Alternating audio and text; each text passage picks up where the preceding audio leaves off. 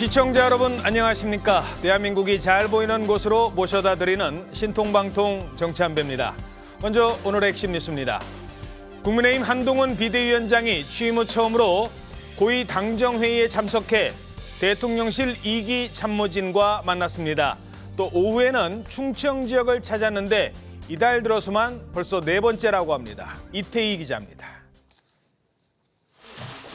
통상 삼청동 총리공관에서 열렸던 고위 당정은 쾌로 자리를 옮겨 진행됐습니다. 서로 마주보고 앉았던 자리 배치도 나란히 둘러앉는 방식으로 변화를 줬습니다. 수직적이라고 비판받아온 당정관계 변화를 강조한 거란 해석이 나옵니다. 한동훈 비대위원장은 지방 순회를 하며 강조해온 격차 해소를 거듭 당부했습니다. 다양한 영역에서의 불합리한 격차를 줄이고 없애는 데 힘을 집중하고자 합니다. 당정은 취약계층 365만 가구에 전기요금 인상을 유예하는 방안과 소상공인 자영업자 대출이자 경감 등 격차 해소에 중점을 둔 설 민생 대책을 확정했습니다. 당이 앞에서 이끌고 정부가 이를 실효적 정책으로 뒷받침해 나가도록 하겠습니다. 당정회의 직후 충남도당을 찾은 한 위원장은 충남의 마음을 얻는 건 대한민국 마음을 얻는 것이라고 했습니다. 그러면서 불체포 특권 포기와 재판기간 세비 반납 등 특권 내려놓기 제안에 민주당도 응답하라고 촉구했습니다. 앞으로 셋째, 넷째 이 정치개혁 시리즈를 계속 말씀드리겠습니다. 공식적으로 묻습니다. 이 두 가지 받을 겁니까 안 받을 겁니까? 한 위원장은 개인 지지율이 당 지지율보다 높게 나오는 것에 대해 대단한 게 아니라며 당의 노력도 국민들이 알아봐 줄 것이라고 했습니다. TV조선 이태희입니다. 충청을 찾은 한동훈 위원장이 지역민들과의 동질감을 위해서 강조했던 게 이거였습니다. 충청도 사투리. 저는 어릴 적에 충청인으로 살았습니다. 서울에 와서도 충청인의 마음으로 살았죠. 제가 이렇게 말이 빨라진 것은 사실 원래 제가 충청도 사투리를 썼었는데 서울 와서 일부러 그걸 좀 서울말 따라 하다 보니까 말이 오히려 좀 더 빨라졌습니다. 제가 어렸을 때 제가 커가면서 제 인성이나 제 태도나 제 예의나 이런 부분들은 모두 충청인의 마음으로부터 배운 겁니다. 우리 당은 충남인들의 마음을 얻고 싶습니다. 저도 원래는 말이 느렸습니다. 서울 와서 서울말 따라 하려다가 말이 빨라진 겁니다. 어떻게 들으셨습니까? 그렇죠. 뭐 흔히 이제 충청도 사람들은 말이 느리다 이렇게 얘기를 하죠. 근데 이제 충청도 사람들 전체가 다 그런 건 아니고요. 예. 이제 한동훈 위원장의 경우에는 특별히 충청도 사람이라고 얘기하는 것보다 훨씬 어찌 보면 서울 사람들보다도 훨씬 더 말이 빠릅니다. 뭐 그게 어떤 습관에 비롯된 것인지는 잘 알 수가 없으나 지금 한동훈 위원장의 경우에는 그거를 이제 그 과거 본인이 충청도에서 초등학교를 다녔던 이런 부분과의 어떤 인과관계로 지금 설명을 하려고 하는 거죠. 예. 사실은 이제 총선을 앞두고 뭐 영남 호남이야 이제 패권 정당이라고 할 만한 정당들이 있습니다. 근데 충청도는 꼭 그렇지가 않거든요. 그래서 이제 그 스윙 보터 지역이다 이렇게 그 지금 얘기를 하고 있으니까 아마 충청도를 상대로 이제 한동훈 위원장은 한동훈 위원장대로 또 민주당은 민주당대로 상당히 공을 들일 가능성이 대단히 높다. 왜냐하면 그런 현상들이 수도권에도 영향을 미치거든요. 예. 그런데 이제 한동훈 위원장의 경우에는 그 충청북도에서 그래도 초등학교를 한 4년 다녔다는 이런 부분이 아마 긍정적인 요소로 작용할 가능성은 상당히 있다고 봅니다. 그렇군요. 물론 충청도, 충남 정서 다르고 충북 정서가 좀 다르긴 합니다만 이른바 스윙보터 지역을 이렇게 4번이나 찾는다. 지금 뭐 출범하자마자 더 공을 들이는 이유가 있을까요? 일단 더 공을 들이는지 다른 지역에서 보면 좀 서운할 수가 있잖아요. 예. 그런데 이게 지금 17개 권역별로 신년 인사를 하는 겁니다. 시도당. 그러면 시도당 대전, 충남, 충북이 있죠. 그러니까 그 지도 인사 때문에 다른 곳 간 것처럼 간 거예요, 3번은. 예. 3번은 간 거고 한 번이 온양에 있는 구인사를 찾은 건데 그 이제 구인사에 그 불교 행사가 있어서 찾아갔죠. 근데 저는 그 구인사 간 것도 얼마 전에 본인이 청주에서 어린 시절에 가톨릭에 복사를 했다 이런 이야기를 했기 때문에 정치인들은 원래 종교계 여기 가면 저기도 가야 됩니다. 종교 편향성도 안 되니까. 예. 그래서 구인사로 갔다는 개인적인 생각이 드는데 어쨌든 결과적으로는 지금 말씀하신 대로 충청은 캐스팅 보트 지역이죠. 어느 선거 때나 충청에서 이겨야지 전국에서 이기는 그 결과가 계속 나왔어요. 지난 선거 때 워낙 또 성적이 초라했으니까요. 그것 때문에 더욱더 그렇죠. 대전에서 0대7이었고 그다음에 충남 충북에서도 몇 수씩 졌거든요. 근데 이번에 좀 상황 변화가 생겼죠. 대전에서는 이상민 의원이 유성에서 국민의힘 입당을 했기 때문에 예. 대전에서 어떤 뭐 역전의 계기를 마련했다는 판단을 할 것이고 또 충남에서도 그 논산에 김종민 의원이 탈당을 했지 않습니까? 그렇죠. 그래서 구도 변화가 생겼기 때문에 이 캐스팅 보트 지역에서 충분히 성산이 있다 해서 총력을 펼치는 건 뭐 사실이죠. 그 충남 같은 경우는 GTX 연장 같은 거, 천안 아산역 연장 이런 공약도 적극적으로 개발을 하고 있기 때문에 충청에 힘을 공을 쏟는 건 사실입니다. 그렇군요. 자, 특히 한동훈 위원장은 민주당과의 차별화에 주력하고 있는데요. 그 중에 하나가 바로 이 사실이 아니라면서 민주당 최고위에서까지 이재명 대표가 막 언급했던 게 있어요. 그때 막 불체포 특권 나왔을 때 이걸 농담 삼아 마치 사실이 아닌데 우리를 흠집낸다 하면서 농담 삼아까지 얘기했던 바로 이 소리입니다. 어디서 이상한 소리가 자꾸 들리는데 이 김남국 의원 돈 봉투 받는 소리 같은. 민주당의 최고위원회 회의에서 이재명 대표와 김남국 의원이 시트콤 비슷한 걸 했었죠. 돈 부스럭 어쩌고 하면서요. 그런데 정작 노웅래 의원은 그 부스럭거리는 시기에 돈을 받은 건 맞다고 본인 스스로 법원에 제출했고요. 그런데 그럼에도 불구하고 민주당은 노웅래 의원을 공천 적격이라고 얘기했고요. 국회의원의 특권 포기, 정치 개혁에 관한 우리 국민의힘과 민주당의 입장을 분명히 보여준다고 생각합니다. 자, 한동훈 위원장이 돈봉투 부스럭거리는 소리, 이 소리를 다시 소환했거든요. 이유가 뭡니까? 예, 일단 이 한동훈 비대위원장이 법무부 장관 시절이었죠. 불법 자금 6천만 원을 받은 혐의로 노웅래 의원의 체포동의안 표결을 하기 직전에 사유를 설명하면서 노 의원이 청탁을 받고 돈을 받는 현장이 고스란히 녹음된 파일이 있다.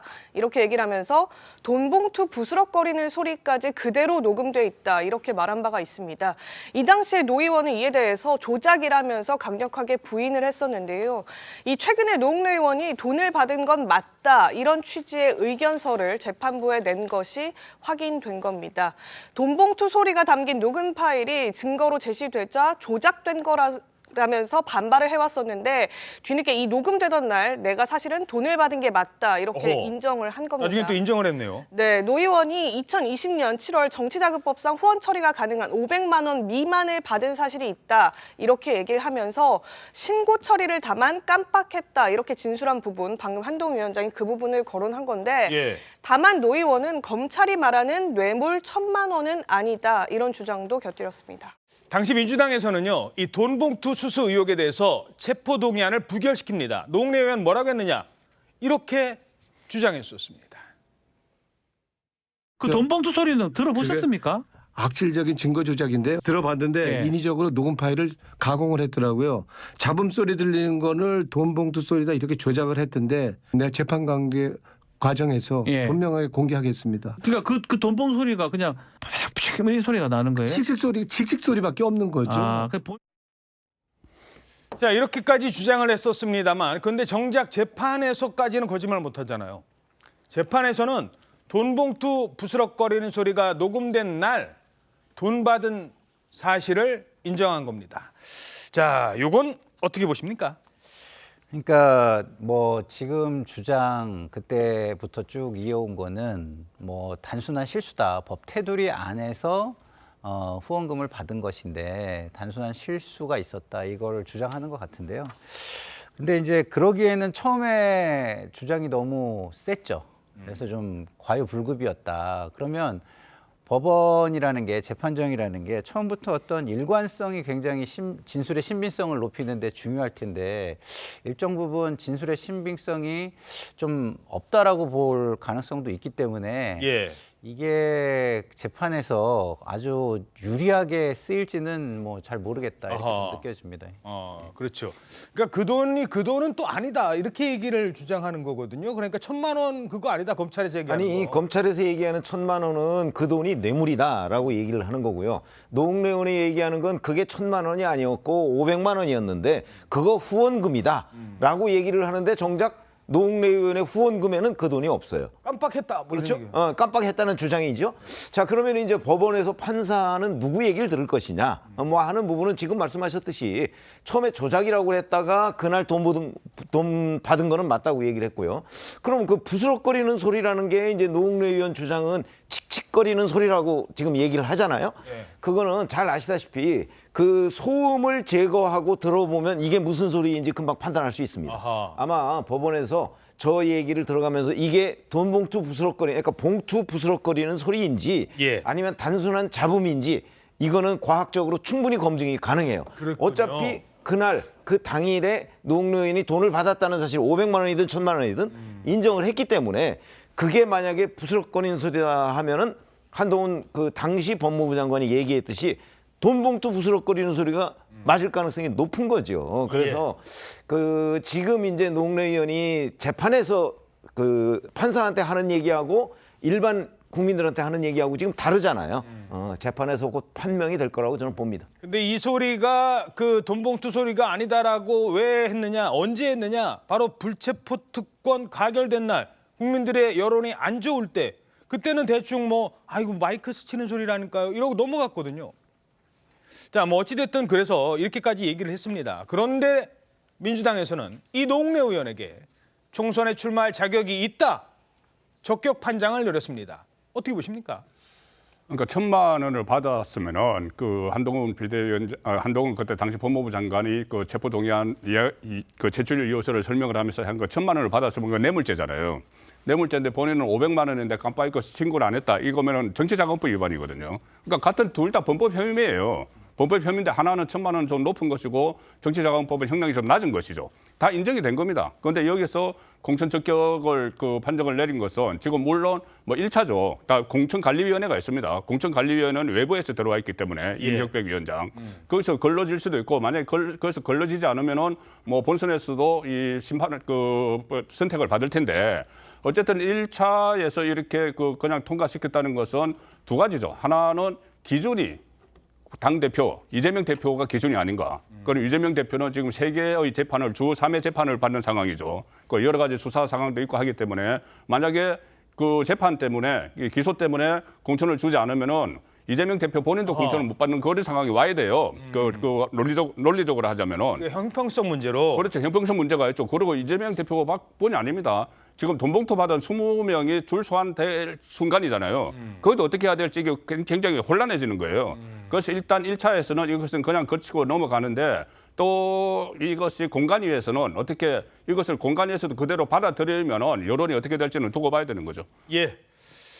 자, 지역 민심에 공을 들이고 있는데요. 지금 한동훈 위원장 얘기를 쭉 했습니다만 요 얘기도 잠깐 요 상황만 보시겠습니다. 통도사를 찾았을 때인데요. 어신인들한테 이런 얘기를 했었습니다. 우리나라의 핵심은 우리 민족의 문화와 정신을 그대로 이으면서 해야 핵심이지 완전히 민족 정신을 바꿔보면 그 핵심이 안 된다 이거라니. 우리 민족 정신이 중요한 거랍니다. 그리고 우리가 지금 국호가 대한민국이고 한국이고 민족도 한민족이고 밥 먹는 것도 한식이고 옷도 한복이고 문자도 우리가 한글이잖아요. 전부 한자 들어가는 한국 그걸 갖다가 다른 거를 바꿔보면 되겠네 이거예요. 맞습니다. 집도 한옥이잖아요. 저도 한강.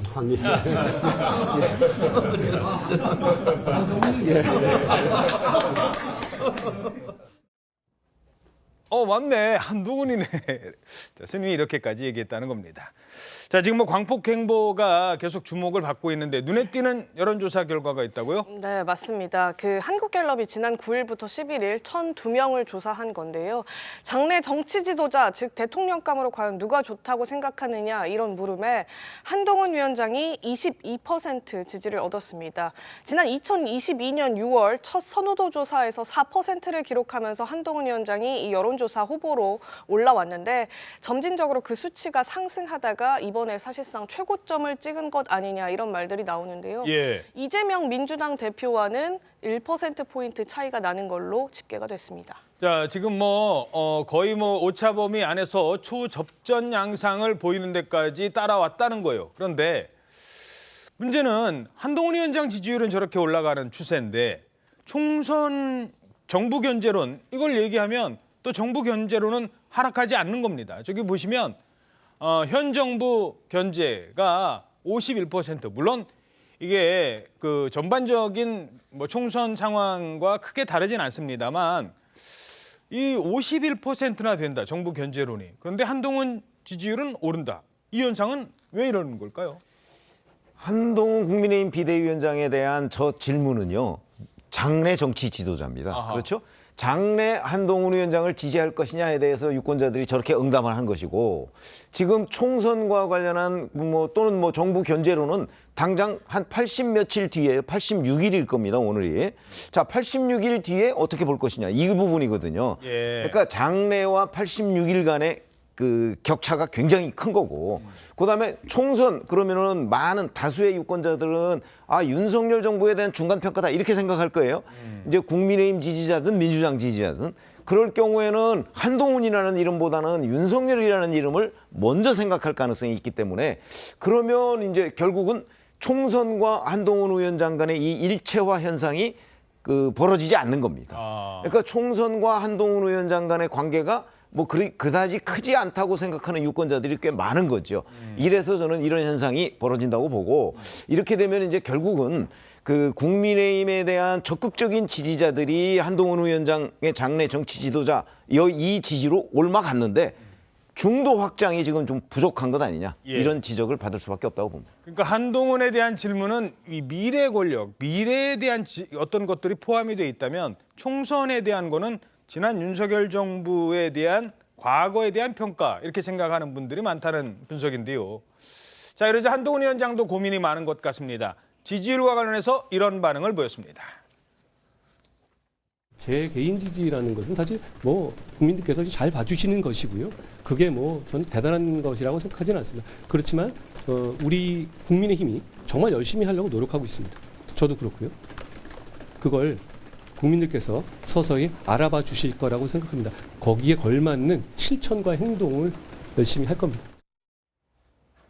자, 그러니까 한동훈 지지율이 이렇게 퍽퍽 올라가는데 왜 정당 지지율은 그냥 거의 정체 상태일까? 어떻게 해야 될까요? 그러니까 이게 그 한동훈 장관이 그 정당의 정체성 내지는 지금 집권 세력의 정체성을 넘어서지는 못하는 겁니다. 그러니까 개인으로 볼 때는 굉장히 괜찮은 정치인이네. 그러고 하는 게 그동안 괜찮네. 이렇게 생각을 하는데 그렇다고 해가지고 한동훈 때문에 이 국정 세력이 바뀔 것이다.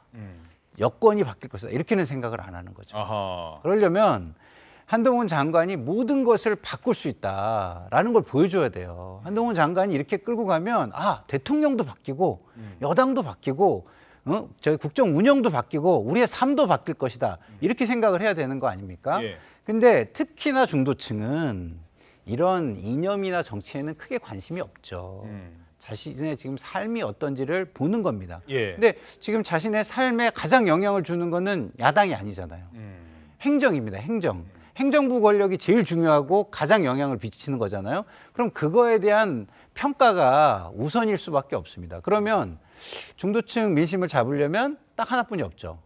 윤석열 대통령을 견인할 수 있다라는 거를 보여줘야 되는 겁니다. 그리고 이 국정 운영의 방향을 틀을 수 있을 정도의 영향이 있다. 영향력을 확보했다. 이걸 보여주지 않는 한 결국은 개인적인 기대 그리고 차기에 가서 한동훈의 시대에 한동훈을 좀 밀어줄 수 있겠다.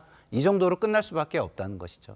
조금 더 들어가서 그럼 구체적으로 어떤 사안일까요? 한동훈과 윤석열은 다르다라는 거 보여줄 수 있는 사안.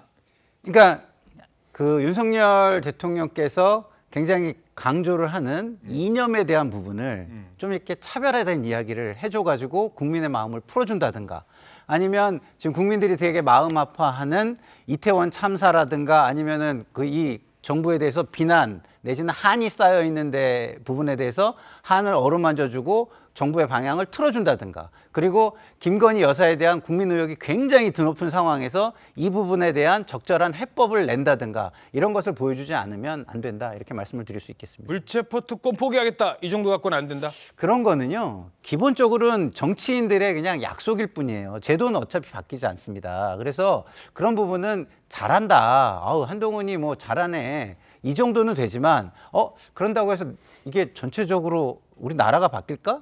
내 미래가 바뀔까? 이거에 대해서는 확신할 수 없는 것이죠. 예.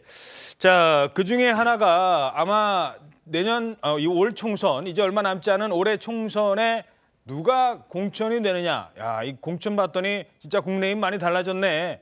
이 정도 나올까? 이런 얘기 나오고 있거든요. 그런데 요즘 보면 그 지역에 이제 아마 인사하러 다니시는 분들 많을 겁니다. 그 중에 내가 이번에 대통령실에서 저를 밀어주기로 했다니까요. 이런 얘기하고 다니는 사람이 있나 봐요. 상당히 한동훈 위원장 여기에 대해서는 단호한 태도를 보이고 있습니다. 내가 공천을 받게 돼 있다 이렇게 말씀하고 다니시는 분들이 많아서 당의 공천 공정성을 바라보는 시각이 훼손되고 있다, 그런 지적이 많은데 그게 자기의 PR이라든가 이런 거의 방법으로 과거부터 늘 있어 왔다는 거잖아요. 공천 받기로 되어 있는 사람은 결단코 없습니다. 그리고 그런 얘기 하고 다니는 분들 말은 믿지 마시라는 말씀을 제가 드립니다. 이 공천 지금 당을 이끌고 있는 것은 저입니다. 제가 책임을 지고 이 당을 이끌고 있습니다. 공천 받기로 약속된 사람은 없습니다. 왜 지금 이런 얘기를 강조할까요? 그렇게 말하고 다니는 사람이 많기 때문이죠. 지금 특히 지금 1월 11일이 그 공직자 사퇴 시한이었거든요. 예. 그 사퇴를 하고 나온 용산 참모 출신 한 35명 됩니다. 그 장차관급이 한 17명 돼요. 예. 한 10명 정도가 전국에 주로 영남에도 많이 가 있고 이렇게 쫙 가서 지금 그 예비 후보로도 등록을 하고 활동을 하고 있는데, 대부분이 본인이 거기 온 자체가 용산 출신이고 장차관인 자체가 마치 공천을 확약받은 것처럼 이렇게 이야기를 하거든요. 예. 근데 특히 그 전에는 좀 다른 사람 이야기들을 많이 했어요. 예를 들어서 뭐 윤석열 대통령과 가까운 의원들을 이야기했는데, 요즘은 한동훈 비대위원장과 가깝다는 이야기를 많이 하고, 사진이 오히려 더 한동훈 비대위원장을 찍은 사진이 더 많아요. 그래서 윤석열 대통령을 찍은 사진보다도 더 많다, 이런 지금 보도까지 나오거든요. 그래요? 그런 이야기가 나오니까 한동훈 비대위원장이 이것을 통제를 하는 거죠. 지금까지 확정된 사람 하나도 없다. 그리고 특히 본인이 취임한 지 얼마 되지 않았기 때문에 제로 베이스에서 시작한다는 걸 강조를 하는 겁니다. 그런데 조금 전에 그 말씀 제가 꼭 드리고 싶은데, 왜 그러면 정부 견제론은 이렇게 높을까? 한동훈이 높은데 정부 견제론이 높을까? 예. 저는 이렇게 생각해요. 정부 견제론이라는 거는 정권 심판론이거든요. 항상 그 임기 중반에 정권 심판론이 선거의 그 하도예요. 하도인데 지금은 그 하도가 좀 바뀌고 있습니다. 정권 심판론이 뭐냐면은 한동훈 체제가 들어서고 나서 정권 심판론보다는 이 세대 교체론, 그리고 또 한동훈 그리고 그런 이야기 많이 하지 않습니까? 법무부 장관 출신 또 피의자 피고인 이재명 대표 이렇게 하니까는 세대 교체론과 야당 심판론 이렇게 예. 또 그 아젠다가 좀 바뀌고 있는 상황이에요. 조금 전에 정권 견제론에 대한 그 높은 비율도 상당히 뭐 의미가 있지만, 지금은 이 아젠다가 좀 바뀌고 있기 때문에 세대 교체론이나 아니면은 야당 심판론도 실제 총선에서 많은 부분을 차지할 거다, 그런 생각은 듭니다. 예. 지금 말씀하신 거는 객관적인 어떤 근거를 좀 말씀해 주시는 게 좋을 것 같은데요. 뭐 여론조사라든가 이제 이런 걸로 봤을 때 그런 게 나온다는 개인적인 생각이. 그러니까 한동훈 비대위원장 체제가 들어서고 나서 아무래도 세대 교체론이 좀 하도가 되고 있죠. 예. 하도가 되고 있고, 언론에서 보도를 할 때 그 법무부 장관이고 검사 출신인 그 한동훈, 그리고 이 피의자인 이재명, 이것은 뭐 언론도 보도를 하지만 여당에서 그런 프레임을 설치를 하고 있다는 이야기입니다. 자, 공천과 관련해서 이 얘기는 좀 짚고 넘어가야 될 것 같습니다. 잡음이 없는 공천을 해야 됐는데 과연 그게 가능할까? 공천 이번에 새로 정치에 뛰어드는 사람들 기존의 민주당 지역구에 가서 이재명 후보 지역구에 가서 뛰겠습니다. 뭐 이런 사람들도 초기에는 보였는데 정작 공천 받을 때 은근슬쩍 명단 낸 거 봤더니 아니 여기서 이기는 건 우리한테 도움이 되나? 라는 것들도 많다는 겁니다. 국민일보 오면입니다. 여권의 텃밭이라는 표현이 좀 좋지는 않습니다만 어찌됐든 언론에서 그렇게 부르니까 영남은 지금 내전 중이래요. 영남에서 내전 중이랍니다. 영남에서 싸우고 있대요. 물론 지금 공천 기간이니까 일단 예선전 기간입니다만 내역을 봤더니 현역이 있는 곳, 그러니까 국민의힘 현역 의원이 있는데 여기에 용산 출신이 가고 여기에 정부의 장차관 출신들, 고위직 출신들이 간다는 거예요. 그러면 뭐 이기나 마나 국민의힘 입장에서는 다 그 나물이 그 나물이고 그 밥이 그 밥 아니냐? 이게 무슨 변혁이냐? 이런 데가 꽤 많다고요? 예, 맞습니다. 지금 보신 것처럼 국민일보가 추려봤는데요. 국민의힘이 현역인 영남 58개 지역구 가운데 최소 20개가량의 지역구에서 대통령실과 정부 출신 인사들이 예비후보 등록을 마쳤다. 이렇게 조사가 됐습니다. 아직 예비후보 등록 전이지만 여권 인사가 출마가 유력한 지역까지 합치게 된다면 최소 23개에 달한다. 이런 조사 결과가 나왔다는데요. 경쟁이 가장 치열한 곳은 경북으로 13개 지역구 모두 국민의힘 의원이 현역으로 있고요. 그 가운데 9개 지역구에서 대통령실이나 내각 출신, 또 같은 지역구 전직 의원 등의 경합이 예상되는 상황입니다. 지금 국민의힘은 수도권이에요. 수도권을 못 이기면은 지난 총선과 결과가 달라질 수가 없어요. 근데 그렇죠. 다 영남으로 가겠다. 어떻게 보세요, 이건? 아니, 저분들이 사실은 영남 출신들이 그잖아요, 전부 다. 예. 그러니까 이제 본인들이 금배지를 달기 위해서는 공천하면 곧 당선되는 그런 영남 지역에 이제 출마를 하겠다 이렇게 얘기하는 저는 뭐 자연스러운 현상이라고 봅니다. 왜냐하면 저분들이 수도권에 공천을 받을 경우에 경쟁력이 별로 없죠. 지금 뭐 예를 들어서 용산 대통령실에서 뭐 비서관으로 근무했습니다 정도 가지고서 수도권에서 당선을 보장할 수 있는 곳이 저는 뭐 거의 없다고 봅니다. 그렇기 때문에 저런 현상은 뭐 꼭 이번에만 있었던 것이 아니고 지난번에 문재인 청와대 때도 마찬가지고요. 저걸 뒤집어 놓고 보면 그러면 민주당은 그런 경우가 없냐? 저기에 보면 뭐 여권 텃밭인 뭐 영남 이렇게 돼 있죠. 그럼 야권 텃밭인 호남 내전 중 똑같은 얘기가 됩니다. 그렇기 때문에 저기에서 이제 저거 여권을 야권으로, 영남을 호남으로 그러면 뭐 아마 호남에서 20곳 이상이 현역과 이재명 대표 특보 또는 이재명 대표 측근들 간의 경합 뭐 이거 똑같은 얘기가 될 겁니다. 그렇기 때문에 자연스러운 현상이다 이렇게 봅니다. 예. 자, 근데 바람직한 현상인지는 모르겠습니다. 자, 다음 소식입니다. 민주당은 이재명 대표 피습 사건에 국민들의 관심을 이어가겠다는 전략인 것 같습니다. 이러면서 이거 음모론 아니야까지 이렇게 확산될 수 있는 시각으로 보는 것 같아요. 특히 경찰 수사 이거 진짜 잘못됐다라면서 공세 수위를 높이고 있습니다. 이런 중대 사건이 발생했는데 경찰은 사건 현장에 폴리스 라인도 치지 않고 이재명 대표가 구급차에 실려간 직후 경찰이 서둘러 물청소로 현장 핏자국을 지웁니다. 이거 증거인멸 아닙니까? 경찰은 부실 수사, 축소, 은폐 의혹에 대해 다시 수사하고 다시 발표해야 합니다. 안 그러면 국회가 국정조사, 특검 등 권한 행사를 할 수밖에 없다는 점을 분명히 말씀드립니다.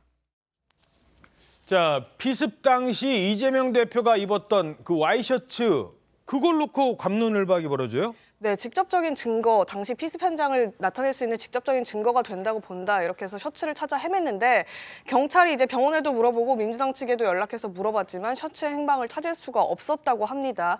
그러다 결국에는 마지막에 찾은 곳이 진주 의료원 폐기물인데요. 병원에서 이 폐기물 처리가 이미 돼서 폐기물 처리장으로 셔츠가 옮겨진 사실이 경찰 확인 결과 뒤늦게 드러난 겁니다. 어허. 그래서 이 업체에서 이 셔츠를 가져가려고 했더니 이게 뭐 지금 세균 감염 문제 등등을 우려해서 안 된다라고 하니까 경찰이 압수수색 영장까지 발부받아서 결국에는 셔츠를 수거했거든요.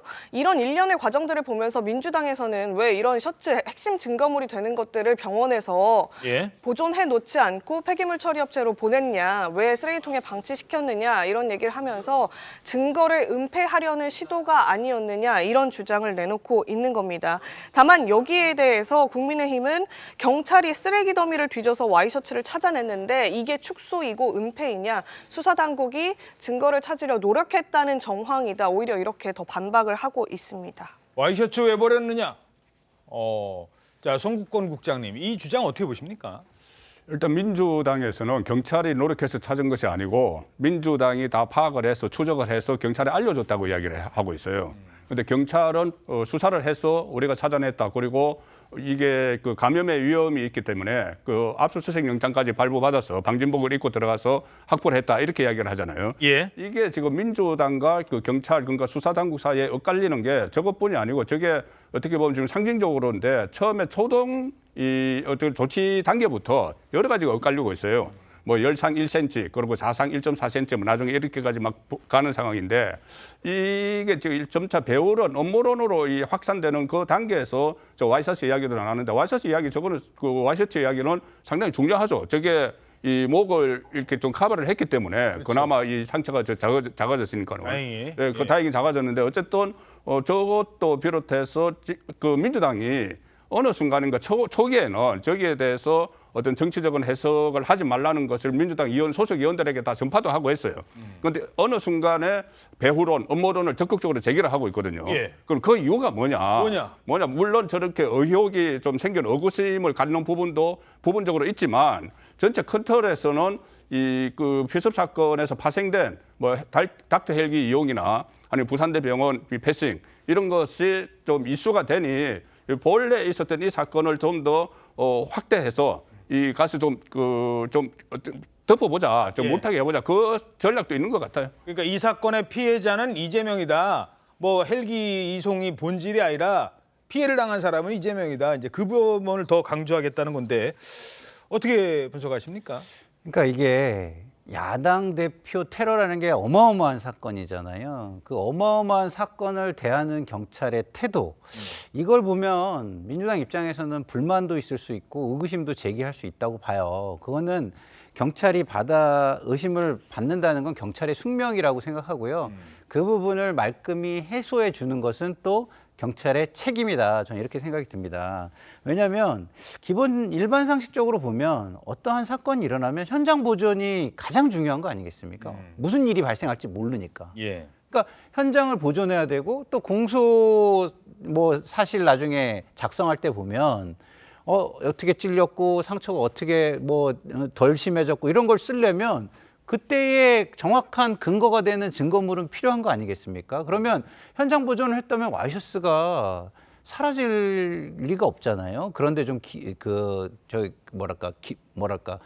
정성을 기울였다면 예. 그럴 리가 없잖아요. 근데 그런 것들이 안 됐다는 것, 이런 부분에 대해서는 제가 볼 때는 그게 전체의 판을 흔들고 논리를 다 뒤집을 정도냐 이건 모르겠지만 어쨌든 그런 문제를 제기하는 것은 경찰이 지금은 질문을 받을 수밖에 없는 것은 제가 볼 때는 당연하다 이렇게 생각합니다. 예. 자, 근데 문제는 이 전선을 민주당이 싸우는 대상을 점점 넓혀가고 있다는 거예요. 처음엔 소방당국 아니 왜 1.4cm인데 1cm라고 했어요 그랬었잖아요. 조금 있다가는 물론 의사들로부터는 이제 고발을 당한 겁니다만 헬기 이송했다가는 의사들과 또 사이가 안 좋아지고 의사들의 비난을 받습니다. 그것뿐만이 아니잖아요. 경찰이랑도 그렇고. 그러니까 전선을 계속 넓힌다는 거예요. 오늘자 동아일보 사면 보시면 또 넓어집니다. 자, 민주당에서는 총리실에서 보낸 1cm 열상이라는 이 문자 때문에 축소 왜곡됐다. 이런 주장을 하는 겁니다. 전현희 의원이 오랜만에 다시 등장을 했는데 이 사건과 관련해서 다시 전면에 등장을 했네요. 아니 근데 총리실이요? 총리실을 고발한다고요? 예, 전현희 전 의원이 지금 정치테러 대책위원회 위원장으로 소속돼 있거든요. 오늘 아마 10시 40분쯤 이제 오전 회의도 이뤄질 텐데 아마 오늘쯤 총리실 고발을 직접적으로 발표할 걸로 예상이 되고 있습니다. 총리실 고발 이유는요. 아까 앞서서 보셨듯이 이재명 대표에 대한 테러 의미를 축소하고 사건이 경상이라는 문자를 발송시킨 그 주체가 바로 총리실이다. 이런 취지의 주장 때문인데요. 그 이재명 대표 피습이 일어났던 그 당시에 국무총리실 산 하나 대테러 종합상황실이라는 명칭으로 해당 이 대표의 상처가 1cm 열상으로 추정된다, 이런 문자가 발송됐다면서 이 정황만 보더라도 이 대표 피습 자체를 축소하려는 의도가 총리실로부터 출발됐다, 이런 취지의 주장을 하는 겁니다. 다만 총리실 관계자는요, 일체 수정 없이 내부 간부들에게만 전파된 내용이 어떻게 외부로 유출됐는지 그 경위에 대해서 더 자세하게 조사하겠다, 이렇게 얘기를 하고 있는데요. 예. 이 현장에 이재명 대표와 그 당시 피습 당시에 있었던 현장 관계자들도 그 시점에, 그 피습을 당한 그 시점에 이 문자를 받았었다고 해요. 그러니까 이 똑같이 1.4cm 열상 이 문자를 받아서 바로 내 눈앞에서 이렇게 지금 피습당하는 걸 봤는데 이거 열상 아닌데 왜 열상이라고 이런 문자들이 나오느냐라면서 강하게 항의를 해서 문제가 촉발이 됐고, 그 이후에 이재명 대표 이송 과정이나 등등을 봤을 때 상부에 보고를 하는 모습, 사진을 찍어서 전파하는 모습, 경찰 정보국이 와서 이재명 대표 처리보다도 그 당시 상황에 대해서 사진을 찍어서 유포하는 행위 등등에 대해서도 전반적으로 지금 수사를 다시 한번 해봐야 된다, 이렇게 주장을 하고 있습니다. 예, 뭐 총리실 고발에서만 그치는 게 아니고요. 특검, 국정조사 카드까지 지금 꺼내들고 있습니다. 이러자 국민의힘에서는 이런 비판이 나옵니다. 나쁜 정치. 그런데 민주당 일각에서는 경찰 발표에 대한 불신을 부추기고 터무니없는 음모론을 생산하고 있습니다. 이는 더 큰 갈등과 정치 불신을 부추기는 나쁜 정치입니다. 더욱이 뜻대로 되지 않으면 특검과 국조를 꺼내드는 것은 국민에게 부여받은 의회 권력을 사유화하는 일입니다. 자, 이게 뭐 특검까지 가고 국정조사까지 간다는 거는 앞으로 이번 총선 때까지도 쭉 이슈가 될 것 같은데, 민주당의 어떤 셈법이라면 어떻게 보십니까? 잘 아시다시피 뭐 이게 특검을 해야 될 상황이다, 또는 뭐 국정조사를 해야 될 상황이라는 의혹이 그렇게 많이 남아 있으면 당연히 해야 되겠죠. 그러나 이제 문제는 어디에 있냐면, 자, 1cm 열상이라고 하는 게 추정입니다. 그렇죠? 그리고 이거는요, 그 피습 사건이 난 직후에 소방당국에서 육안으로 확인했을 때 이런 추정이 가능하다는 대목이지, 일보입니다, 일보. 예. 그리고 이거는 이제 이재명 대표가 피습당한 후에 부산대병원에 갔을 때 곧바로 이제 의학적 견해가 나오는 거잖아요. 그러니까 의학적 견해가 나오기 전에 육안으로 확인한 추정 내용을 가지고 마치 경찰이 무슨 수사의 결론을 내려서 1cm 열상이 있는 것처럼 보고를 한 듯이 그렇게 지금 민주당이 얘기해서 뭐 고발을 하겠다, 총리실을 이렇게 얘기하는 건 저는 어불성설이라고 보고요. 이거는 그냥 그야말로 일보입니다. 그리고 육안으로 확인한 거. 그렇죠. 그렇기 때문에 이런 부분을 고발한다고 해서 지금 뭐 경찰이 그 무슨 부실 축소 수사 왜곡의 증거가 될 수는 저는 없다고 보고, 뭐 이런 정도의 고발이라면 아마 그냥 그 뭐 기각되거나 이럴 가능성이 저는 훨씬 더 많다고 보고요. 왜냐하면 언론에서 무엇인가를 취재할 때도 1보와 2보, 3보 해가면서 계속 그 팩트에 충실하게 바뀌거든요. 이것도 처음에 육안으로 확인하고 그것도 추정이라는 그 표현을 넣기 때문에 지금 민주당이 저렇게 계속해서 문제 제기를 하고 축소 수사 왜곡 프레임을 가져가는 거는 저는 오히려 제 개인적인 견해입니다만은 부산대병원에서 서울대병원으로 옮기는 과정에 대한 국면을 이 국면으로 자꾸 바꾸려는 정치적 의도가 숨어 있다고 봅니다. 그러니까 특검하거나 국조를 하면 헬기 탄 것도 같이 조사를 할 가능성이 높은 건데요. 그렇죠. 저도 국민의힘 위원에게 그런 이야기를 들었는데, 그러면 국정조사 특검 해보자는 거죠. 왜냐하면 이것은 전반적으로 다뤄야 되지 않습니까? 그러면은 물론 이 범행 동기나 뭐 당적이나 초기 대응이나 이것도 다 하겠지만, 그러면 그때 그 상황을 쭉 따라가다가 보면은 왜 부산대 어전원에 갔는데 헬기를 어떻게 오라고 해서 서울대 병원까지 갔고, 그 부산대 병원에서 서울대 병원까지 갔고, 서울대 병원에서는 그럼 초기 어떤 처치를 받았느냐, 이런 것까지 다 이제 해보자는 거죠. 그럼 뭐 특혜 논란도 같이 다 할 수도 있다는 거니까 이것을 민주당이 계속 끌고 갈지는 그것은 좀 더 지켜봐야 되는 상황입니다. 알겠습니다. 자, 그런데 이게요, 또 당내에서 문제까지 지금 확산되는 것 같아요. 그냥 아무 말이나 툭툭 내뱉어서 그게 더 상처를 주는 경우가 많거든요. 어찌됐든 피해자는 이재명 대표 아닙니까? 이낙연 전 대표의 지지자들 모임이 있는데 거기서 한 참석자가 이재명 대표를 아주 원색적으로 비난한 일이 발생했습니다. 목에 을 맞았는데 지지율이 떨어지는 경우는 처음 본 것 같아요. 아니 어떻게 그럴 수가 있지? 그래서 기자님 이 부분은 안 돼요. 이 부분을 찍지 마세요. 글쎄요. 저런 표현, 뭐 어떤 표현인지는 뭐 저희들 자막으로 나왔으니까 굳이 제가 입으로 옮길 단어도 아닌 것 같은데 뭐 이러니까 바로 이낙연 전 대표에서는 아이고 잘못했습니다. 사과를 직접 했습니다만 어떻게 보십니까? 기본적으로 잘못한 거죠. 이렇게 상대방을 비난하기 위해서 모든 거는 다 이야기 될 수 있다. 이렇게 되면 안 됩니다. 일단은 기본적으로 공개적인 장소에서 공인들이 관련된 내지는 공인들이 참여한 행사에서 이런 이야기가 나오는 건요. 일반 국민들한테는 굉장히 안 좋은 선전선동이 되고 사회적 갈등을 부추길 수 있다. 그런 측면에서 굉장히 잘못된 일이다. 이런 생각이 들고요. 그렇지만 이낙연 대표가 바로 사과를 하고 이건 정말 잘못됐다고 인정을 하고 그다음에 해당 인사에게 이런 일은 절대 재발하면 안 된다고 이렇게 한 것은 잘한 일이고 앞으로 이낙연 대표와 똑같은 방식으로 모든 정파가 모든 일이 발생하면 그런 식으로 엄중하게 이것을 제지하는 그런 상황이 벌어졌으면 좋겠다 이런 기대가 있습니다. 예. 지난번에 왜 그 이른바 개딸들이 비명계를 향해서 총알 그거 현수막에 막 걸었었잖아요. 수박 언급하면서 그거나 이 지금 피해자한테 뭐 먼빵 글쎄요, 이건 아닌 것 같습니다. 자, 다음 소식인데요. 이재명 대표가 이 사건 때문에 복귀가 좀 늦어지고 있는데 이러면서 민주당 내에서는 이 친명계 인사를 둘러싼 논란이 끊이질 않고 있습니다. 핵심 인사였던, 뭐 지금도 핵심 인사입니다만 현근택 변호사, 이재명 대표 사건과 관련해서도 여러 중요한 사안을 알고 있는 사람. 근데 성희롱 문제가 커진 거잖아요. 근데 이 성희롱 얘기할 때 이거 하면 안 되는데 2차 가해 얘기가 나오고 있어요. 맞습니다. 이 현근택 부원장이 성희롱을 한 대상으로 지목된 해당 그 50대 여성 비서와 또 지역 정치인이 있었죠. 근데 이 지역 정치인이 본인의 SNS에다가 세 사람이 합의를 했다 이러면서 합의서를 직접 자필로 쓰고 이 세 사람의 사인까지 담긴 내용을 사진으로 찍어서 공개를 한 겁니다.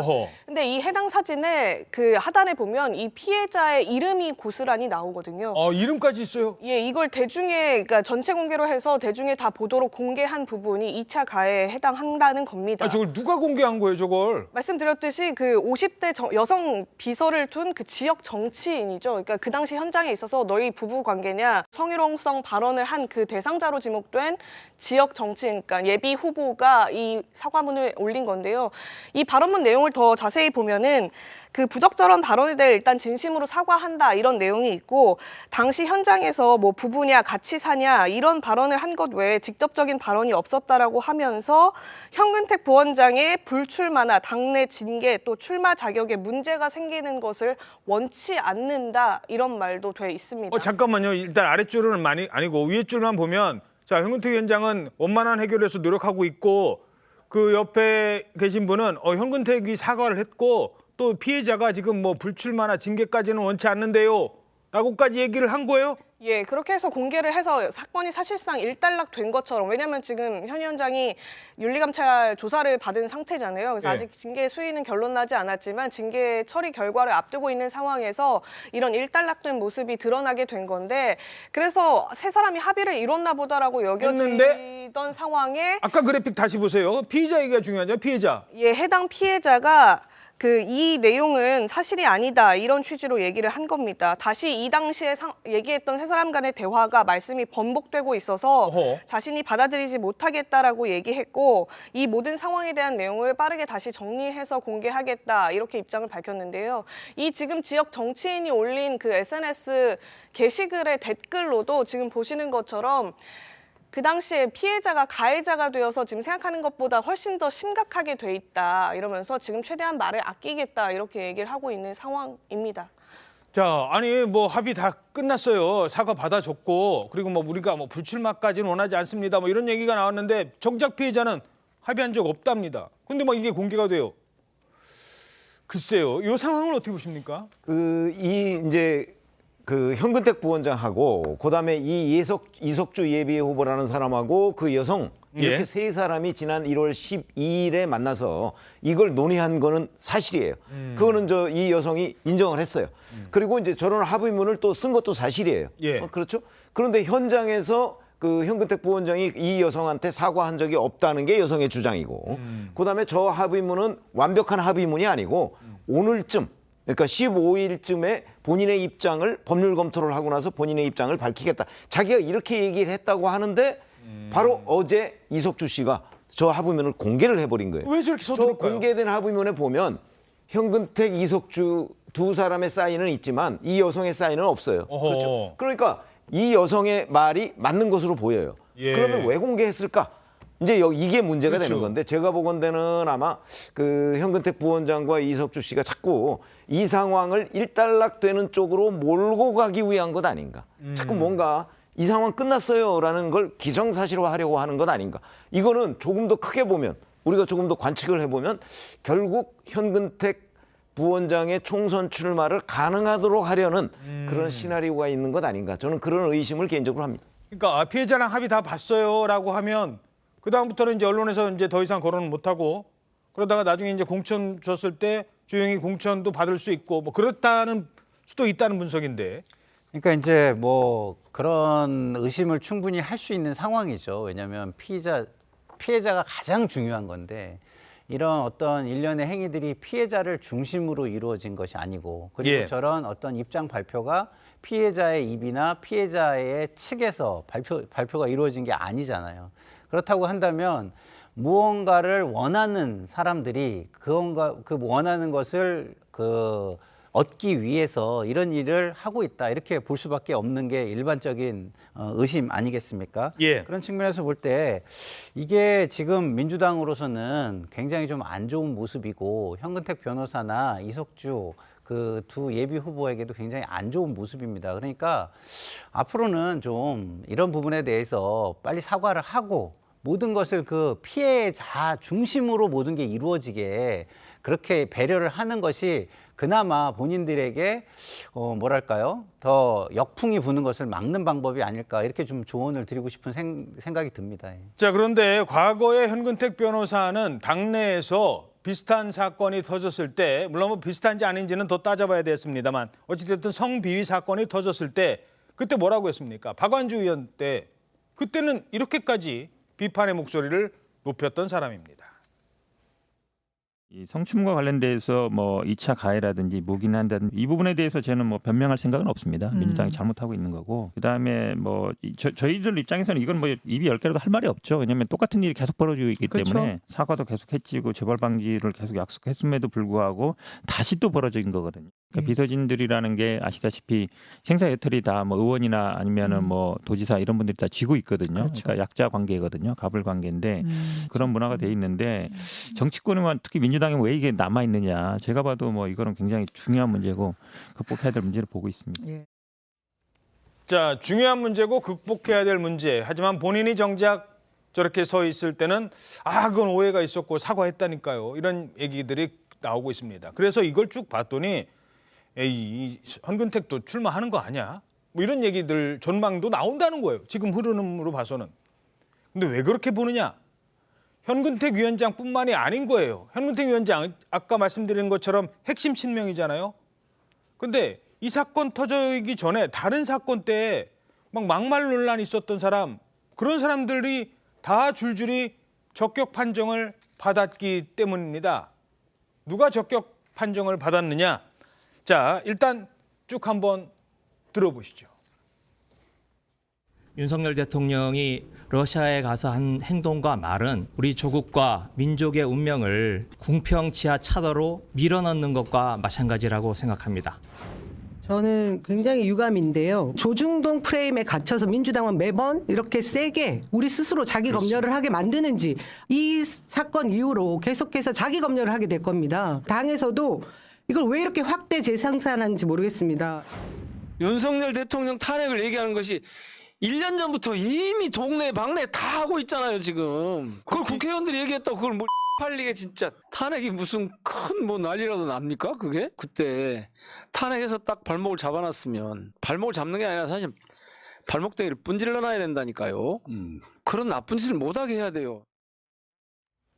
자, 저런 발언들이 문제가 됐었거든요. 물론 지금은 이게 공천을 줬다는 아니에요. 공천을 신청할 자격이 있느냐 없느냐, 적격 부적격 이 판정인데 대부분 지금 적격 판정을 받았다는 거 아닙니까? 예, 맞습니다.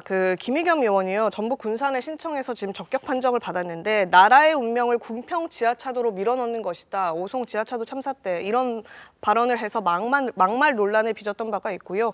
최광욱 전 의원도 암컷 발언을 했었는데 이 발언을 공개적으로 옹호했던 남영희 전 민주연구원 부원장도 부원장직에선 물러났지만 예비후보 적격심사평가에서는 또 적격을 받았습니다. 그 밖에 김용민, 민형배 의원 등등이 막말 전력이 도마에 올랐었는데 모두 적격 판정을 받았습니다. 어떻게 보십니까? 이게 그동안 논란이 됐던 사람들이 다 적격 판정을 받아서 아마 1차 관문을 또 통과할 가능성도 사실 있어요. 왜 그러냐면은 저번에 이재명 대표와 정성호 의원의 문자 메시지가 드러나지 않았으면은 그대로 갔을 거예요. 거기서 딱 이야기하지 않습니까? 이재명 대표가 어떻게 현금 택시 어떻게 처리해야 되냐고 하니까 정성호 의원은 당직 정지했어요. 그리고 컷오프다 했는데 그 이재명 대표가 그거 너무 심하지 않는가. 그러니까 바로 음성 경고로 바꿨잖아요. 그 문자 메시지. 예, 문자 바로 음성 경고로 바꿨어요. 음성 경고는 출마할 수 있는 거예요. 말 그대로 경고니까. 지금 민주당에 이게 징계하는 게 음성 경고와 당직 정지, 당원권 정지 제명이 있는데 처음에 2차를 두 번째로 약한 걸 이야기했는데 그것도 아니다 해서 이재명 대표가 가장 약한 걸로 바꿨잖아요. 결과적으로는. 결국은 저 문자 메시지. 네, 그거 바꿨지 않습니까? 그러니 저 문자가 드러나지 않았으면은 그대로 윤리심판원의 형식적인 절차를 거쳐서 그렇게 음성 경고로 끝났을 거예요. 그러면 그다음에 적격해서 들어갔겠죠. 그런데 문제는 저런 것이 다 드러나고 여러 가지 논란이 있으면 저게 드러났으면 이게 좀 바꿔야 되는데 기준을 더 좀 높이고 해야 되는데 여전히 거기에 대해서 여론에 대해서는 아랑곳하지 않고 어쨌든 친명이라는 이 하나의 기준만으로 1차 관문을 통과시키고 있으니까 다시 말씀드리지만 2차 관문에서도 저걸 어떻게 통과를 시킬지 걸러낼지 그 부분이 지금 관심사죠. 예. 말씀하신 것처럼 이번엔 1차 관문입니다. 아직 공천 받았다는 아니고 공천에 신청할 자격이 되느냐 안 되느냐. 하지만 이 총선이 석 달도 안 남았는데 자꾸 국민들에게 감동은 못 줄 망정 감싸기가 되겠느냐 이런 비판도 나오고 있는 겁니다. 자, 그런가 하면 지금 이 시점에 기호 1번, 2번은 정해져 있는데 기호 3번 이것도 투표장에 가면 바로 다음 장 안 넘기고 몇 번이지 이거 안 해도 되거든요. 기호 3번도 상당한 당선권이 있는 좋은 번호입니다. 이 3번을 제3지대에서 지금 빅텐트 치려면서 받아내려는 움직임이 빨라지고 있습니다.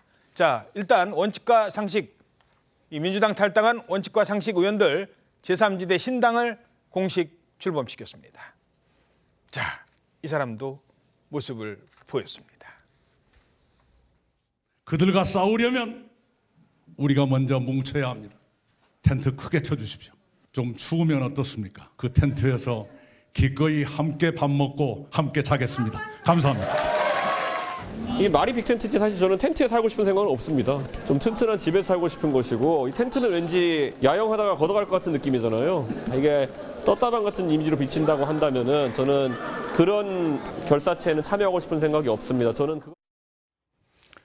자, 이낙연, 이준석 두 사람 모두 텐트를 언급합니다. 텐트에 대한 생각이 그런데 조금씩 차이가 있는 것 같아요. 자, 이낙연 전 대표 아까 뭐라고 했죠? 기꺼이 들어가겠습니다. 그런데 이준석 전 대표 텐트가 무슨 떴다방도 아니고 텐트보다는 더 큰 집을 지어야죠. 이 미묘한 뉘앙스 차이 어떻게 보십니까? 저건 기본적으로 저는 이준석 전 대표의 문해력의 문제라고 보는데요. 아니 텐트가 지금 무슨 천막당사 치고서 우리 정당 출범하자 이런 거 아니잖아요. 언론에서 빅텐트라고 얘기하는 거는 상징적인 의미입니다. 민주당 제1당이잖아요. 국민의힘. 그리고 나서 이제 제3의 여러 정파들이 모여서 하나의 정당을 만들자는 상징적인 언어로 빅텐트를 얘기하는 거지 그게 천막을 얘기하는 거 아니에요. 그렇기 때문에 이준석 전 대표가 저걸 가지고서 그 텐트 뭐 자기는 별로 안 좋아한다, 무슨 떴다방이다 이렇게 얘기하는 거는 기본적으로 이 빅텐트라는 거의 의미를 자꾸 뭐 축소하거나 폄훼하려고 하는 그 뜻이 있다고 저는 보고요. 그 얘기는 이낙연 전 대표의 의지와 달리 이준석 전 대표는 약간은 이낙연 전 대표와 사이에 불신의 벽을 지금 치고 있는 것 아닌가. 자, 이렇게 된다면 이 빅텐트, 언론에서 얘기하는 빅텐트라는 제3지대 그 어떤 통합 정당, 이게 과연 가능할 것인가. 참 여러 가지 고비가 있을 수밖에 없다, 이렇게 예상이 됩니다. 그러니까 이 두 사람이 나는 당신만을 사랑합니다. 저의 모든 것을 검은 머리 팥뿌리 될 때까지 당신만을 사랑합니다 했는데, 한쪽에서는 아니 그게 팥뿌리를 한번 생각을 해보자고, 이게 팥뿌리가 될지 뭐가 될지, 뭐 둘이 어느 정도는 이제 결혼까지 합의가 됐는데도 마지막에 이제 조건이 좀 남아 있는 사람은 아직은 이준석 전 대표 같다라는 느낌을 준다는 거예요. 그러니까요. 이제 이게 어떻게 보면 스타일의 차이일 수도 있는데 신뢰의 문제일 수도 있고요. 그래서 이제 그 이준석 대표 외의 쪽에서는 이게 이준석 대표에 대한 신뢰 문제로 나오게 되는 거고요. 아하. 근데 이준석 대표 쪽에서는 이거는 스타일의 문제다라고 보고 있는 거고. 예. 그러니까 전략 전술상으로 목적이 같으면 중간에 어떤 뭐 자극도 주고 그다음에 마케팅 요소도 집어넣고 해야 되기 때문에 이런저런 이야기를 할 수 있다라고 보는 게 이준석 대표 측인 것 같고요. 예. 반대 측에서는 아니 그런 거 하나하나가 사전에 조율되거나 충분한 신뢰가 있는 상황에서 나와야 되는 거지, 그렇지 않은 상황에서 본인만 뭐 그렇게 생각하고 이야기한다고 그렇게 이해가 되어줄 수 있어? 라는 측면에서 그럼 이준석 대표를 우리가 신뢰할 수 있는 거야? 이런 또 의구심을 갖게 되는 대목인 것 같습니다. 그래서 결론은 우리 최병묵 위원님께서 말씀해 주신 것처럼 이준석 대표의 신뢰 문제가 제3지대 빅텐트의 가장 큰 뭐랄까 과제가 될 것이다. 저 이렇게 좀 보여집니다. 예. 자, 그런데 어찌됐든 제3지대가 세력을 갖기 위해서는 이른바 확장성, 많은 사람들이 와야 되잖아요. 결국은 얼마나 많은 뭐 현역 의원이 제일 중요하고, 그다음에 기호 3번을 위해서는 또 얼마나 많은 세력들이 모이느냐인데, 이 사람은 지금 당 나가면 배지 내려놔야 되거든요. 그럼에도 그 파격적인 행보를 아마 이번에도 보이는 것 같습니다. 실현이라는 제목입니다. 그렇지 않나 싶습니다. 허위 기재가 용인되지는 않고요. 허위 진술로 허위 기재라고 저희 판단.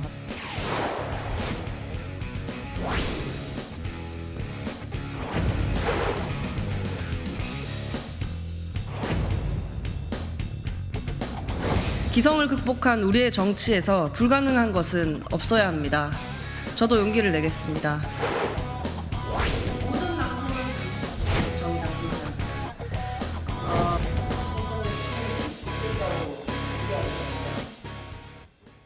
정의당 유호정 의원. 일단 본격적인 얘기하기 전에 4년 전이랑 많이 달라졌네요. 처음에는 아주 애띤 그런 모습이었는데 이제는 정말 정치인의 모습을 갖춘 것 같습니다. 그런데 정의당 탈당 기자회견을 오늘 했어요? 예, 맞습니다. 앞서도 영상에서 보셨지만 이 금태섭 전 의원이 주도하는 세 번째 선택 창당 모임에 깊숙이 개입하는 그런 모습을 정의당 국회의원의 신분으로서 보여줌으로써 정의당 비대위에서 추방당하는 일까지 벌어지기도 하고 당 텔레그램에서 탈당 빠지기도 하고 이런 상황이 겪었었는데 조금 전 9시 반이었죠. 국회 소통관에서 기자회견을 열고 정의당 탈당을 사실상 공식화했습니다. 유 의원은 본인의 거취에 대해서 얘기를 하겠다 이렇게 얘기를 하면서 정의당의 비대위는 저를 추방시켰지만 저는 도망치지 않겠습니다. 마지막으로 당의 공적 기구에서 제 진위가 무엇이었는지 소명한 이후에 그 당이 내리는 징계 절차와 무관하게 그 결과와도 무관하게 정의당을 탈당하고 의원직까지도 내려놓겠다 이렇게 얘기를 하면서요. 의원직도 내려놓는다. 예, 그동안 동고동락해준 의원들 또 시민들 보좌진 여러분들 정말 미안하고 고맙다 이런 소회를 밝혔습니다. 예, 임기는 6월까지인가요? 그런데 임기 거의 다 끝나가는데 유호정 의원이 막판에 당을 떠나면서 비례대표 출신이니까 의원 배지도 내려놨습니다. 일단 요거부터 좀 짚어보죠. 이 유호정 의원 하면 정말 시작부터 왜 누가 그 나이 좀 있다는 이유로 그 질문하고 있는데 국감장에서 질문하고 있는데 이 상임위 회의 시간에 아니 뭐 그건 아니고 에이 그러니까 어이? 나한테 어이라고 했어? 뭐 이러면서 정말 어이없네. 이때 논란도 많이 있었잖아요. 정말 파격적 행보를 보였었죠. 예, 맞습니다. 뭐 패션 가지고도 눈길을 많이 끌었었는데요. 뭐 본회의장에 그 보통은 이제 여성 의원들이 정장 바지 차림으로 많이 등장을 하는데 류호정 의원 같은 경우에는 지금 보시는 것처럼 노란색 원피스를 입는다거나 뭐 체크무늬 이른바 이제 변호사들이나 전투복이라고 해서 양복 입는데 저런 옷을 입고 왔었어요. 예, 그렇고요. 뭐 무늬가 있는 뭐 분홍색 원피스를 입어서 저렇게 눈길을 끄는 모습을 보이기도 했고요. 또 뭐 노란색 박스티에다가 앞주머니가 포인트였던 멜빵 바지를 입어서 또 특이하다. 아, 저거 기억나요. 예. 예, 저런 모습도 주목을 받기도 했었습니다. 의상뿐만이 아니고요. 발의 법안을 놓고도 주목을 끌었었는데요. 예. 지난 2021년 6월에 타투업을 합법화하는 내용의 타투업법 제정안을 발의하면서 그 당시에 저렇게 또 국회에서 본인의 발의 법안에 대해서 홍보하는 과정 중에 보라색 원피스를 입고 온몸에 타투 문신을 물론 뭐 가짜입니다만 문신을 해서 하는 퍼포먼스도 보이기도 했습니다. 예. 그때 뭐 오가는 사람들 만나서 직접 타투를 스티커지만 해주는 행위 등등 여러 가지 퍼포먼스를 보였던 바가 있습니다. 예. 자, 결국 정의당은 탈당하게 됐습니다. 뭐 탈당 기자회견 했고요. 아마 탈당을 했겠죠. 오늘 좀 탈당계 낼 테니까. 그런데 이 과정이 그렇게 물론 뭐 여러 당이 있습니다만 정의당 내부에서도 박수치기보다는 논란이 많아요. 오히려 지금 징계받고 있다니까요. 어떻게 보십니까? 이 모든 논란의 이유는 류호정 의원이 지금 현재 정치권이 잘못됐다. 그리고 새로운 길을 가겠다라고 이야기를 하고 있기 때문이거든요. 예. 그러면 새로운 길을 간다는 건 무엇이냐? 개척을 하겠다는 거예요. 선구자가 되겠다는 겁니다. 그러면 그 개척의 길은요. 뭔가 이미 깔려져 있거나 안정화된 길이 아닙니다. 그럼 뭔가 새로운 것들을 다 받아들일 그리고 그게 모범이 돼서 사람들에게 감동을 줄 이런 것들을 만들어 가야 되거든요. 그 고난의 길입니다. 예. 그러면 고난을 겪을 각오, 자세를 가지고 있어야 되고요. 그리고 그 고난을 그냥 겪는 게 아니라 대의를 위해서 헌신하는 모습이다라고 국민에게 인정을 받아야 되는 거거든요. 예. 근데 안타깝게도 지금 류호정 의원의 논란들은 어떤 새로운 길을 가는 사람의 새로운 시작이라고 보기에는 조금 어려운 부분이 많은 논란이다. 이런 부분에서 좀 안타깝다 이런 생각이 듭니다. 제가 좀 몰라서 질문 드리는데 정의당은 이제 비례대표 의원들이 많잖아요. 그럼 다음에 또 비례대표 한 번 더 하면 안 되나요? 정의당에서. 그러니까 이 정의당도 제3지대, 제3세력인데 지금까지 양당 체제에서. 근데 거기서 또 옮기는 데가 제3지대래요. 그럴 바에는 차라리 정의당에서 국회의원을 한 번 더 해서 저런 모습 계속 보이면 되지 않나요? 일단은 기본적으로 당내의 사정과 관행과 문화 자체가 그것을 용인하는 거나 아니면은 그게 용이한 상황 자체가 아니다 이렇게 말씀을 그렇습니까? 드릴 수 있고요. 왜냐하면 류호정 의원이 처음부터 정의당에서도 모든 동의를 받아가면서 그 과거에 어떤 좀 약간 튀는 행위들을 한 것은 아니거든요. 본인의 어떤 자신의 생각으로 한 것이고 그 속에서 정의당 내에서도 많은 논란이 있었고 그렇기 때문에 모두가 류호정 의원을 다음 비례대표로 해줄 정도로 지지를 하고 있지는 않다라는 이야기와 그리고 또 하나는 그런 그 비례대표를 2번 하는 것들이 정치권에서 정의당뿐만 아니라 다른 당에서도 그렇게 쉽게 용인이 안 되는 건데 진보를 표방한 그것도 가장 진보성이 크다고 표방하는 정의당에서 그것을 용인하기는 어렵다 이렇게 좀 말씀을 드릴 수 있겠습니다. 예. 자, 마지막으로 한 사람의 발언 짚고 넘어가겠습니다. 바로 이준석 전 대표인데요. 요즘 한동훈 비대위원장 뭐 계속 언론에서 집중적인 관심을 받으니까 오히려 이준석 전 대표는 나를 세우는 모습이에요. 뭐라고 했느냐? 자기보다 더 관심을 끄는 한동훈의 행보는 이거다 알아야 합니다. 이게 뭐냐? 우리 횟집 이렇게 앞에 지나갈 때 좀 요 냄새 때문에 와 요즘 맛있겠다 하기도 하거든요. 꽁치구이입니다. 이 정당의 경쟁이라고 하는 거는 정말 메인 메뉴가 아주 좋아져야 되는 것인데 우리가 세계 최고의 꽁치구이를 합니다. 이렇게 해가지고 횟집에 손님을 모을 수 있겠냐라는 근본적인 지금 문제가 있는 것이고요. 때로는 국민의힘에서 나오는 메시지가 그래도 우리 횟집이 옆에 횟집보다는 회가 신선합니다. 이런 정도의 전략으로 선거를 치려고 하는 것 같은데요. 그렇게 도토리 키재기 경쟁하면 공멸합니다. 아, 회가 바뀌어야지 꽁치구이 갖고 되겠습니까? 어떻게 들으셨습니까? 그러니까 이준석 전 대표는 한동훈 위원장이 본질적인 변화를 이끌어내야 한다. 이걸 지금 주장하고 있는 거잖아요. 예. 그러면서 한동훈 위원장에 대해서 끊임없이 저는 도발을 하고 있는 거로 보입니다. 근데 한동훈 위원장은 저런 도발에 대해서 반응을 하지 않고 있죠. 그렇죠. 그거는 반응을 했을 경우 자칫 잘못하면 동격이 된다는 거죠. 아마 그 부분을 경계하고 있는 것으로 보이고요. 앞으로도 저런 현상은 계속될 것이고 한동훈 위원장의 무대응도 계속될 것이다. 저는 그렇게 예상을 합니다. 예, 알겠습니다. 앞서 그 현근택 부원장과 관련해서 지금 뭐 아까 그 합의문 뭐 이런 얘기 나왔었는데 또 그게 합의문은 아니다. 뭐 이런 얘기도 나오고요. 그거 속보 들어왔다고요? 예, 그 예비 후보 지역 정치인이 발언문이다 이러면서 공개한 내용인데요. 거기에 대해서 이제 피해자가 반발하고 있는 상황이죠. 피해자가 저희에게 입장을 보내온 바로는 본인이 이제 그 실명, 본인의 그 발언문을 통해서 실명이 나간 부분에 대해서 가해라고 생각한 적은 없다 이렇게 입장을 밝혀왔고요. 그러면서 고소를 포함한 법적인 조치도 아직 결정된 바가 없고 오늘 법률 자문을 받은 뒤에 결정할 예정이다 이렇게 입장을 밝혀왔습니다. 아, 그러니까 피해자가 나는 합의해 준 적 없습니다라고 했지만 그렇다고 또 내 이름이 나간 거에 대해서 뭐 법적 조치를 딱히 지금은 뭐 적극적으로 검토하고 있지는 않다. 네, 그 부분을 가해라고 본 것은 아니다 이렇게 밝혀왔습니다. 예. 그러니까 이게 지금 뭐 뭔가 이게 피해자와 가해자 사이에 많은 얘기들이 있고 뭐 또 이 현근택 변호사가 가해자이긴 합니다만 또 피해자에게 많은 사과를 하고 있다. 이 정도만 전해드리죠. 같은 정당 안에서 이루어진 일이라는 건 요거는 여러분께서 판단해 주시기 바랍니다. 저는 여기서 지금 해석할 수는 없는 것 같습니다. 어떻게 결론이 날지 모르니까요. 다음 소식입니다. 서울 강남. 야, 강남 그 비싼 땅. 근데 강남이 옛날에 50년 전만 해도요. 다 아시잖아요. 거기 뭐 논, 밭, 양재는 뭐 그때 뭐 거기 뽕나무 동네였고 갈대숲 우거졌던 그런 곳이었습니다. 그런데 당시 이 서울 강남에 그것도 한강변에서 농사를 짓던 분이 있었대요. 그런데 갑자기 이 농사를 짓던 땅을 팔고 나가신 거예요. 얼마에? 진짜 헐값에. 강남 1200평, 강남 땅 1200평을 당시 가격이라고 해도 얼마에 팔았을까요? 35만 원 받고 팔았던 일이 있었습니다. 나중에 알았겠죠.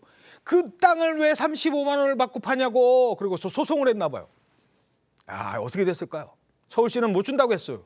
근데 나중에 판결이 나왔는데 50억은 줘야 됩니다. 라는 판결이 나왔답니다. 어떤 사연인지 한지은 기자가 전해드립니다. 1972년 8월 서울에 이틀 동안 400mm의 기록적인 비가 내립니다. 이번 대홍수는 47년 만에 닥친 것으로 500여 명의 인명 피해와 넘친 한강물에 서울의 논과 밭이 물에 잠겼습니다. 제 뒤로 보이는 한강변 땅 일부는 1972년 대홍수 때 국유지로 편입됐습니다. 서울시는 하천법에 따라 국유지가 된 땅 주인들에게 보상했습니다. 하지만 송파구에 1200평 땅을 갖고 있던 A씨와 가족들은 국유지가 된 것도 모르고 1973년에 35만 원을 받고 땅을 팔았습니다. 이후 서울시는 잠실지구로 지정해 일대를 대대적으로 개발했습니다. 강남 노른자위 땅의 원주인이던 A씨 가족은 2021년 서울시를 상대로 손실보상을 요구하는 행정소송을 냈습니다. 국유지는 개인 간에 사고팔 수 없기 때문에 계약 자체가 무효이고 국유화가 된 시점의 소유주인 자신들이 보상금을 받아야 한다는 겁니다. 서울시는 땅 거래로 토지보상 청구권도 함께 넘어갔다고 맞섰지만 법원은 서울시가 A씨 일가에 49억 5천만 원을 보상하라고 판결했습니다. 서울시는 판결에 불복해 항소했습니다. TV조선 한지은입니다. 네, 주말 사이 진짜 공분에 휩싸인 사건이 있었습니다. 어르신을 상가 경비원인 60대 경비원을 손잡벌밖에 안 되는 어린 녀석이 폭행하는 모습이 확산됐습니다. 당장 보시죠.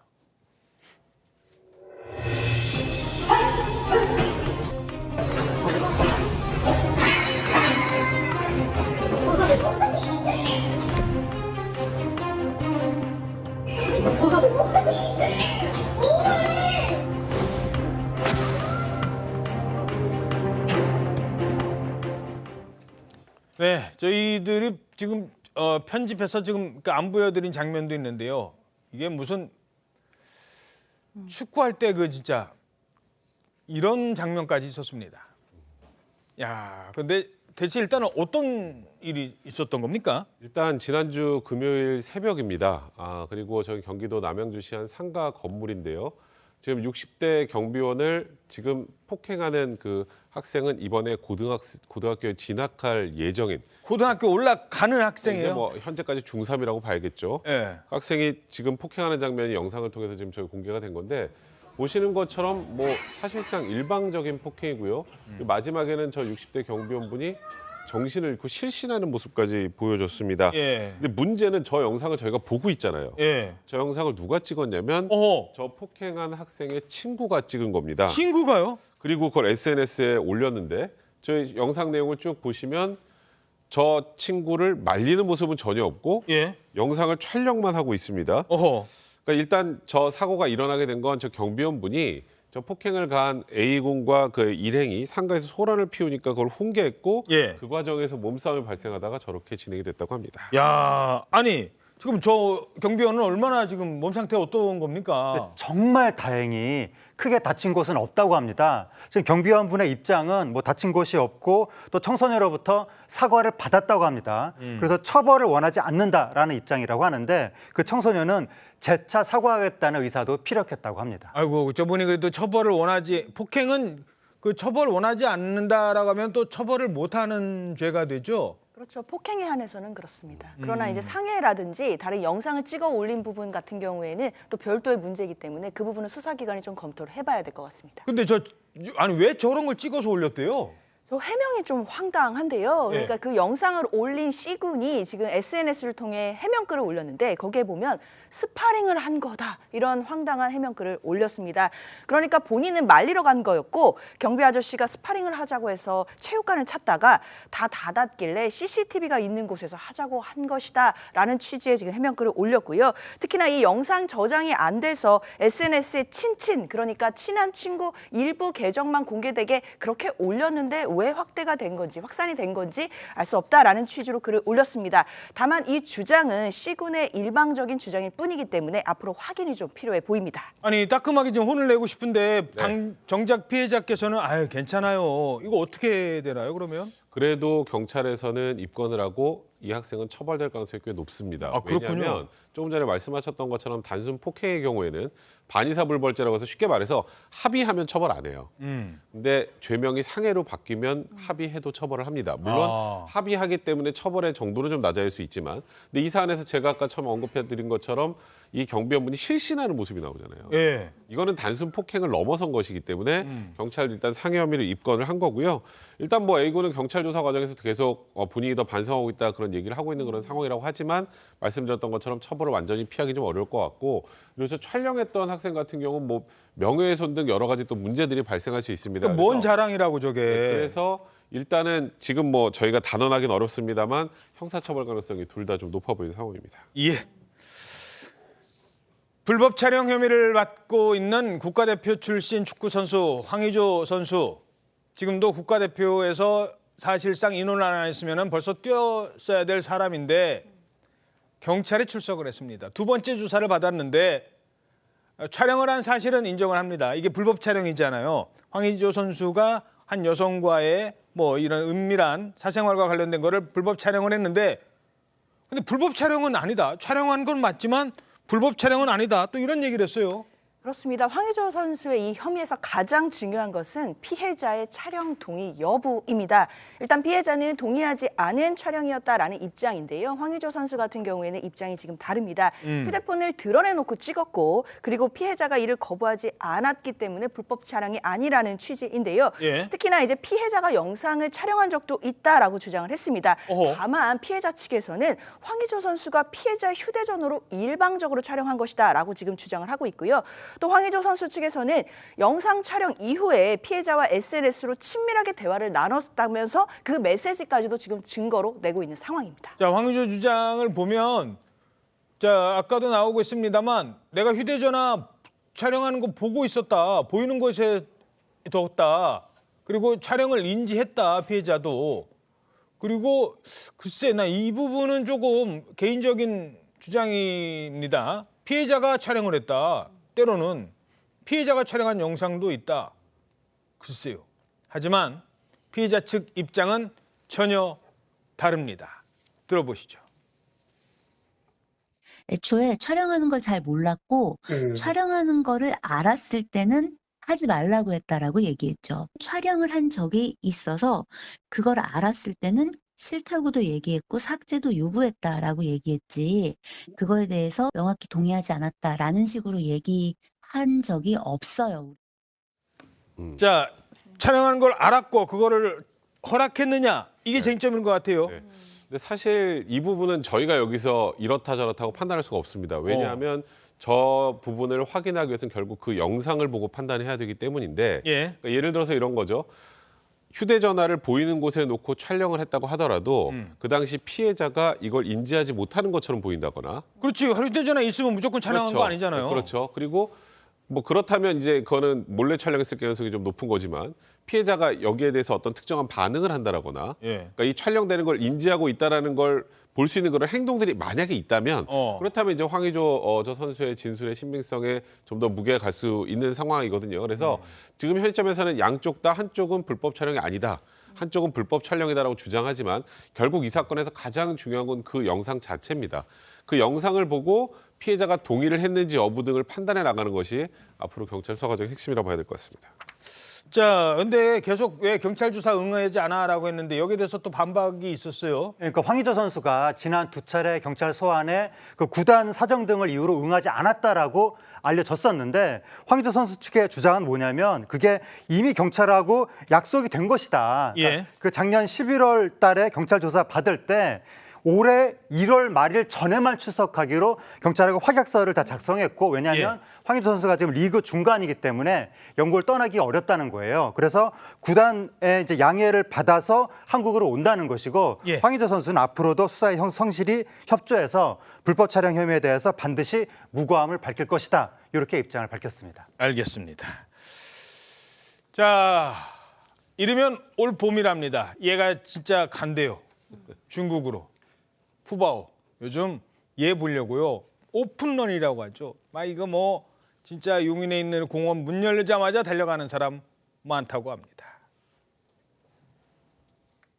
지금 오전 7시 푸바오를 만나러 가기 위해 사람이 좀 있네요. 와, 잠깐 사이에 사람이 엄청 많아졌습니다.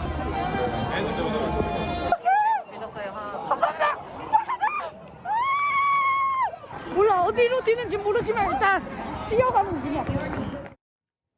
야, 저 줄 선 거 보세요. 와, 대단한데요. 푸바오가 이제 곧 중국으로 간다고 볼 수 있는 날이 얼마 남지 않았다며 수많은 사람들이 지금 푸바오 보러 저렇게 몰린다는 거예요. 어떤 분은 지방에서 KTX를 꼭두새벽에 타고 오로지 푸바오를 보기 위해서. 저희가 놀이공원이거든요. 하지만 놀이기구 안 타도 좋다. 푸바오면 보면 된다. 막 이라고 하면서 수많은 사람들이 몰리다 보니까 너무 많이 몰려서 지금 그 관람 시간에 제약이 있는데 실내 사육장, 실외 사육장 각각 5분씩 총 10분밖에 볼 수 있는 시간이 없거든요. 딱 10분 보려고. 10분 보려고 하루에 8,000여 명씩 지금 몰리고 있다고 합니다. 야, 아니 근데 푸바오가 언제 반환되는 거예요? 아직 날짜는 정해지지 않은 것 같습니다. 강철원 사육사죠. 우리가 강바오라고 불리고 있는데 그분이 한 방송에서 직접 답변을 작성을 했습니다. 현재 협의 상태로 일정이 정해지면 공개하겠다라는 건데요. 아마도 벚꽃이 피기 전에 가야 할 것 같다라고 하면서 벚꽃 그러면 한 5월 전이겠네. 그렇죠. 5월에서 7월이면 너무 날씨가 더워지기 때문에요. 벚꽃 피기 전에 갈 것으로 보인다라고 얘기를 했기 때문에 사실 저를 포함해서 많은 분들이 지금 아쉬운 마음에 저렇게 오픈런 하시는 것 같습니다. 예, 알겠습니다. 저희는 1분 뒤면 돌아옵니다.